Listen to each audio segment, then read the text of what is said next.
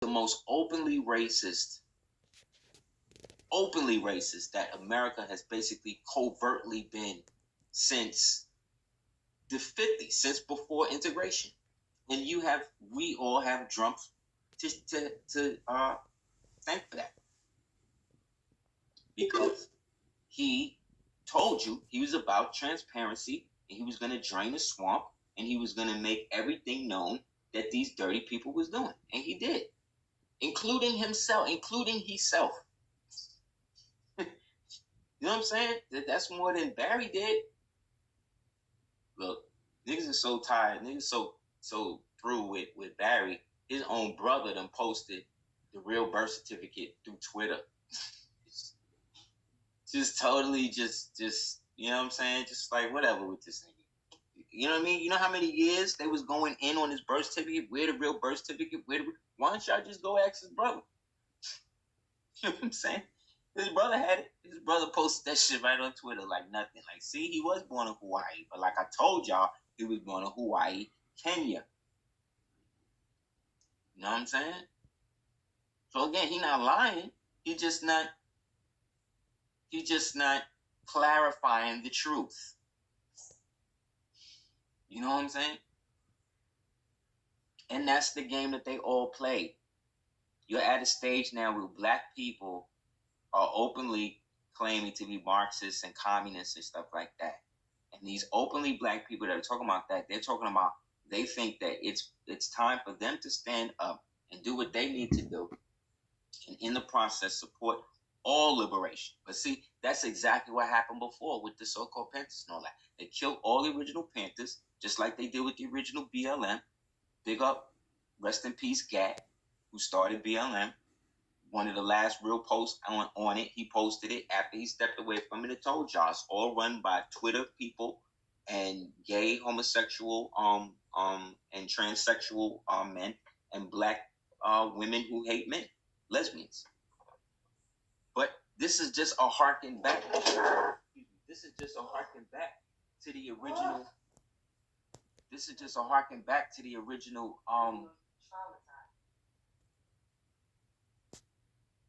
The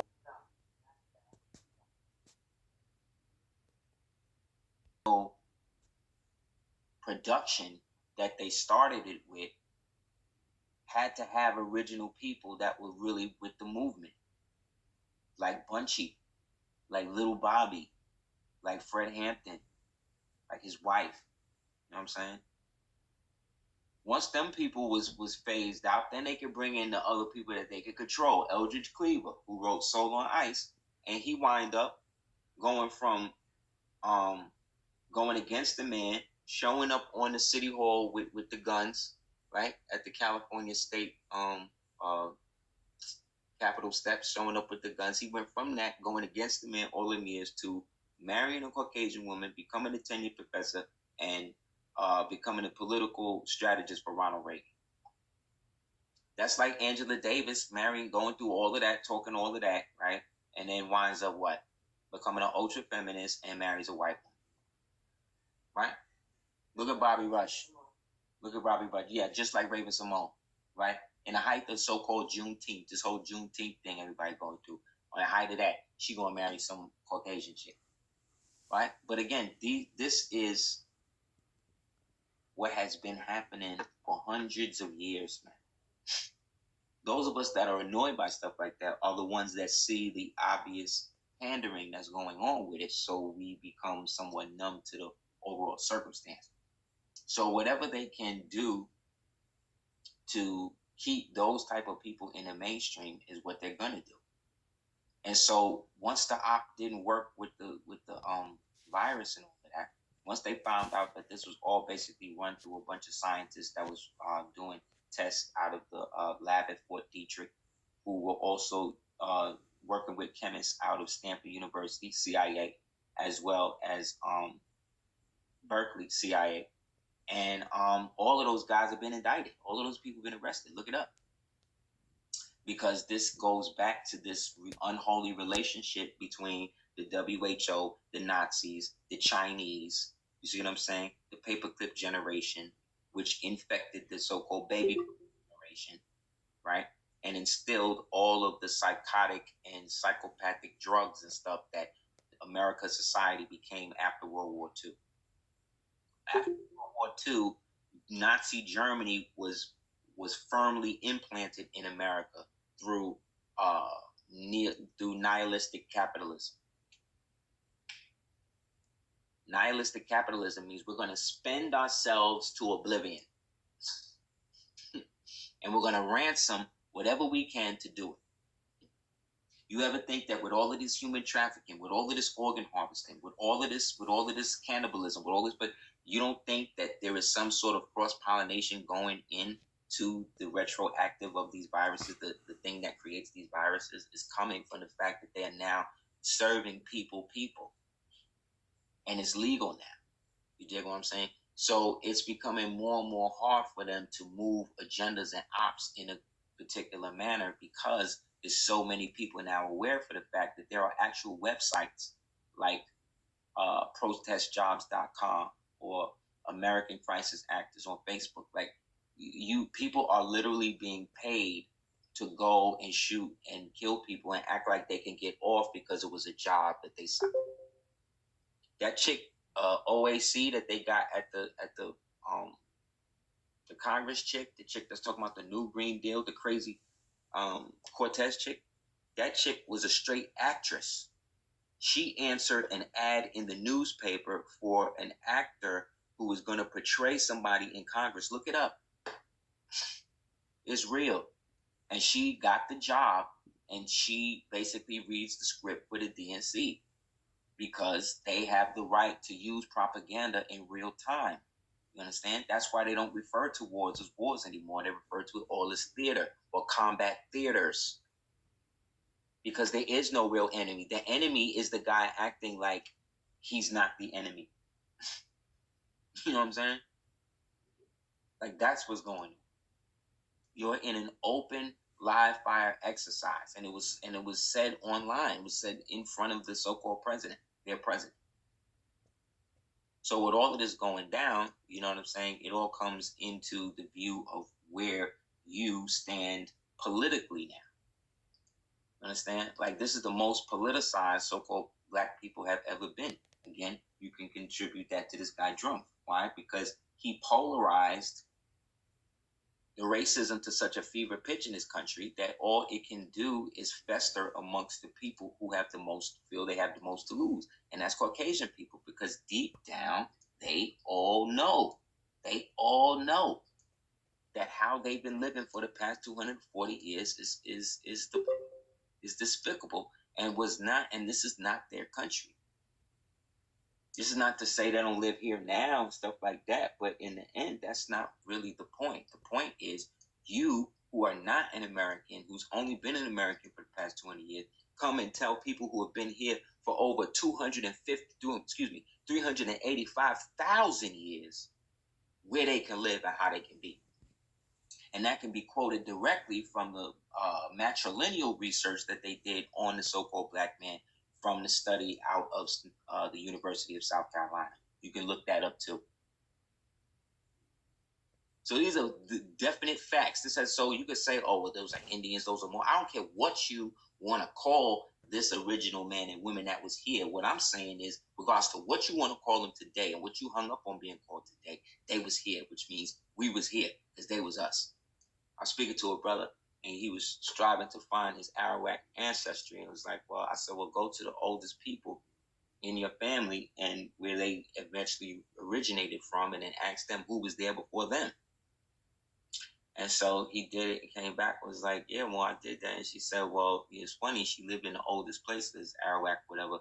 But you don't remember anybody there, you know, like that before them, before they were moved. I said, because she's the Arawak. That means it's her. You see what I'm saying? That's how simple it is. That's what happened. What happened to the original people? Where did they go? They got moved to Brooklyn. They got moved to Long Island. They got moved to Jersey.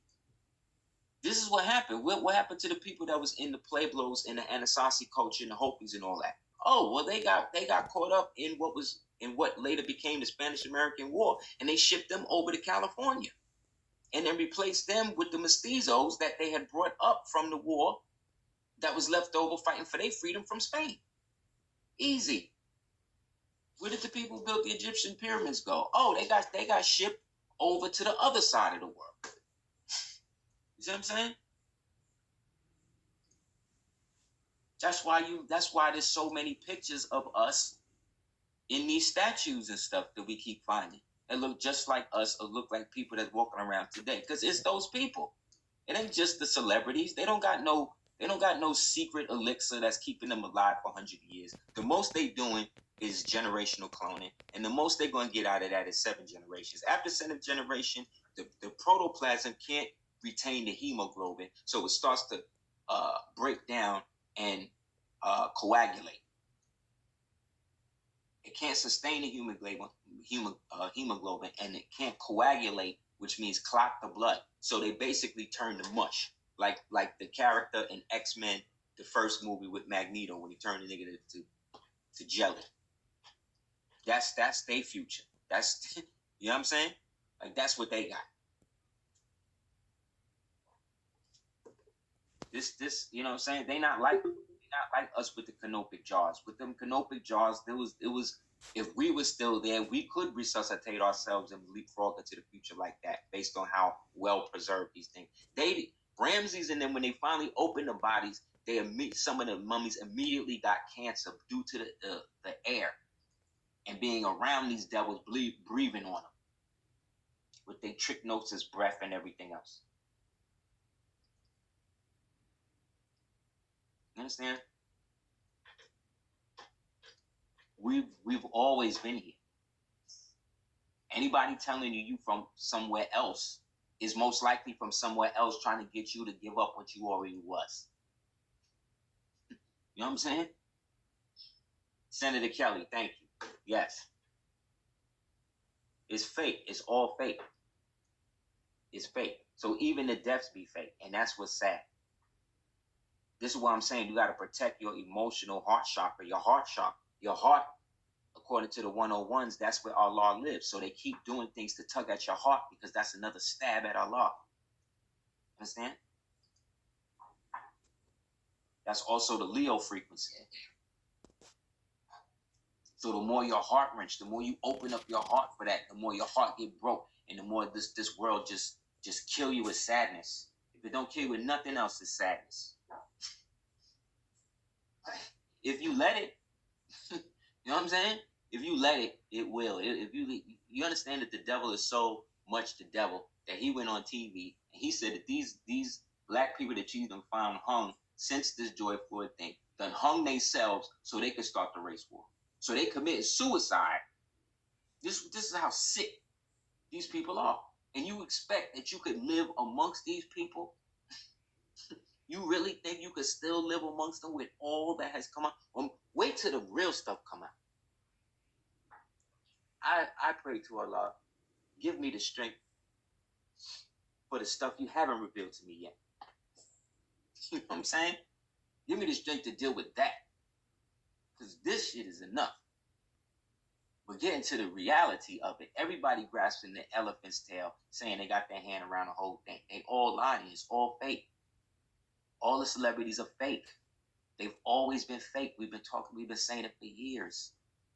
So yeah, they can be conscious now. You know what I'm saying? And through the whole, like there was a whole thing about these rappers going at each other, this chick going at this rapper J. Cole because he was out there looting and all that. Like, come on, man. So in the middle of the revolution, you want to make diss records against him. This is what I mean. And again, the people get caught up in that. See what I'm saying? Because again, when you have no roots, you cannot grow. And original people have reached the point where they can no longer grow with no roots.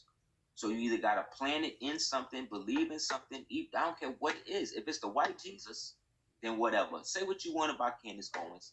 I don't like that devil neither, whatever. But I'll tell you this. She's convicted in her devilishment. She's convicted in hating black people, and you know what she stands on. You know what I'm saying?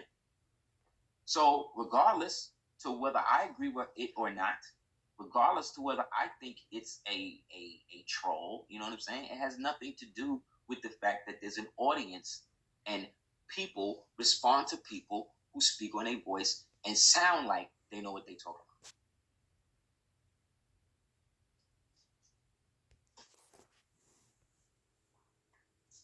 You have to understand that the psychological operation has never changed, and it's always been to get you to devalue yourself, denationalize yourself, reduce yourself, so that way you do not look around you at what is really yours. Look, this is from a book called Moorish period in North America.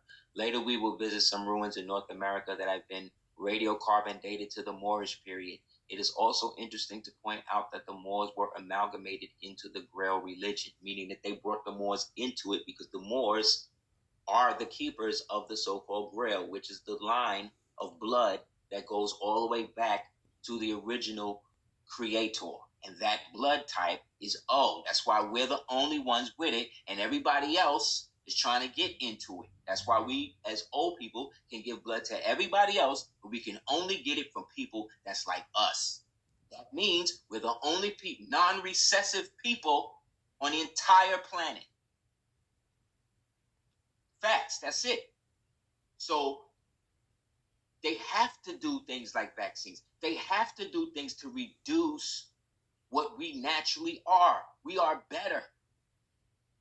What makes us not is when we reduce ourselves to allow people that feel they aren't to reach our point and then surpass us and act like we was never in the lead. This is what Negroes is doing. This is what these Freemasonic Negroes have been perpetuating on humanity since we fell asleep.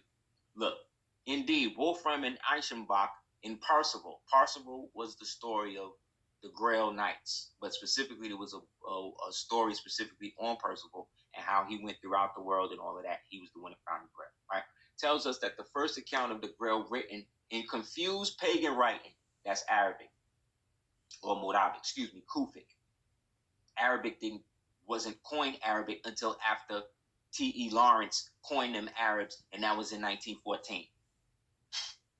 Therefore, some Moorish voyages on the Atlantic may not have been entirely unrelated to the Grail. Canadian archaeologists and historians are uncountably hostile to the Celtic and Norse visitations of North America. The Celts, the Vikings, Moors. Look it up. Even through the written documents, ruins, artifacts supported Willing the Bass, also the pre-Columbian transatlantic achievement, despite the fact there are no known pre-Columbian documents to prove the Bass voyages and settlements. Okay?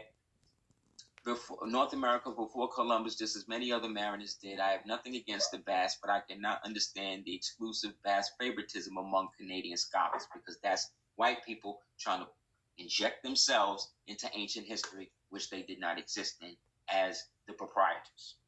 When we think of the Bass, though, we should remember they also lived in the Pyrenees region. What did Napoleon say?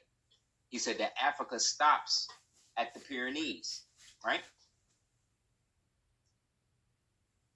That's what Napoleon said. So that means the original Bass of the Albigensians and the Cathars and everything they talk about, they all talk about Moors. Just that were Christians. There's another faction. Well, before I get to that, let me get to this. So that's the Grail. So the Grail really is the Sangreal, which is really the ancient bloodline that comes from the original Asiatic black man and woman consolidated as the Moabite or the Moab, right? And they, being the progenitors of modern society, the modern world, right, had to be put to the back and put to the sleep. So the other aspects of their children, their progeny, their so-called variant, their genetic variants, would have a chance to have society. So we would leave a society, and then they would move into the ruins, and then see us on the walls, and then we become their gods, and then they start to emulate what they think we was doing or whatever. Meanwhile, we done set up a whole nother society, whole nother mega civilization, and just check in on them every so often, right? But now these niggas done went crazy. They think we was cutting people's heads off. You know what I'm saying? They cut people's heads off. They're going crazy. So we got to shut the whole society down. Remember? That was what the Dark Ages was. That's what we did to them the last time we shut it all down. Right? This is from another book. In the 8th century AD, the Moors, i.e., natives of Mauritania in northern Africa, okay, we're going to get into Mauritania in North Africa in a minute, invaded Spain. Remember, there was no Spain in the 8th century, so what they're really talking about are the lands that were connected to Rome, okay, which were basically the Astartan kingdoms, or the kingdoms that allegedly were connected to the so-called Roman savior Christian knight Prester John, which is just another Freemasonic allegory for the Pope, which is just another version of the Sabaean, Ethiopian, Roman Freemasonic doctrine to do away with the original so-called Christians, because Prester John and them was connected to Ethiopia. And remember, the Sabaean Ethiopians were the ones that set up Rome in the first place. And these original Ethiopians that helped set up Rome through Sabia, who created the Queens of Sheba, were actually kicked out of India because they were the ones that were dealing with the cows and drinking the urine and the feces out of the cows' asses. Look it up. So they got kicked out of that for that bestiality, and then wound up invading Ethiopia in the early centuries, and then basically moved the kingdom from Liabella with the dark Turkanian Ethiopians, who were called the Turkana. Looked them up in Ethiopia, took them over, and then moved the capital to Axum, and then established what we understand as Coptism today, which is another form. And then out of Coptism comes Roman Christianity. Got it?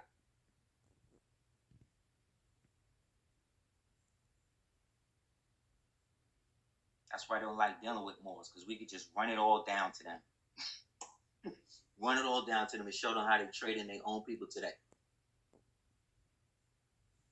Anyway, as the people of North Africa were the neighbors of the Egyptians and became custodians of the Egyptian culture, which led them spread considerable portions of Africa, Asia Minor, Europe.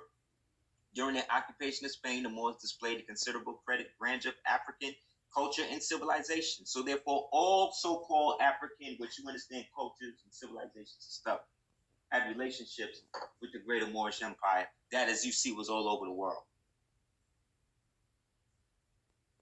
Islam, that's right, more the Tewedo. That's why they hate on the Tewedo bloodline. That's why Rasulullah and them. Rasulullah was the one that won the war, but Haile Selassie was the one that got the credit. See what I'm saying?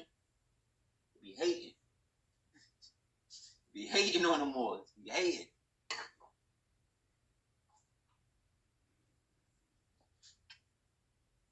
Right? Science of learning were cultivated and taught in schools of Cordoba, Toledo, Seville, Saragossa, and attained such celebrity that their parent Egypt attracted students from all over the Western world, because we are Egypt. Egypt is wherever we at. Look, in addition, the Moors kept up constant contact with Mother Egypt, that they had established the caliphates not only at Baghdad and Cordoba, but at Cairo and Egypt, right? But remember, these Cairo and Egypt is over here. You're talking about all of the land from over here over there. And we can prove it. The Congressional record already said it. Right?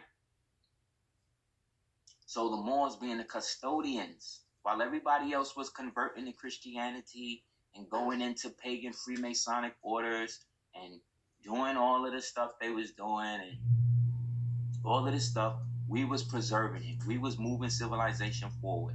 We was making sure to keep our foot on these dirty people necks, because we knew what they was up to.